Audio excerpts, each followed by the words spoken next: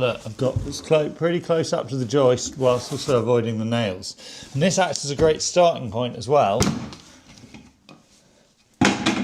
because it gives me somewhere to lift the first boards. Now, I would imagine some of these boards, they're going to lift quite easily, and some of them are going to be more stubborn. But I would like to preserve the boards, so I'm not just going to rip them out, because that will just snap them.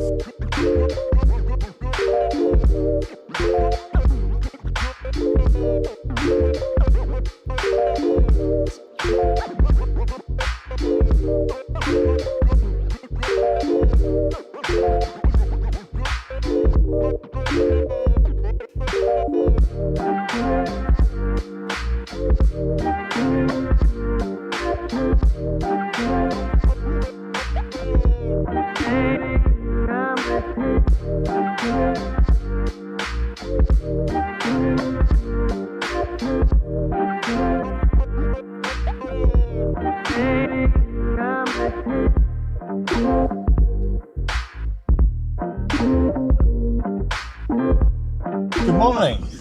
It's a new day.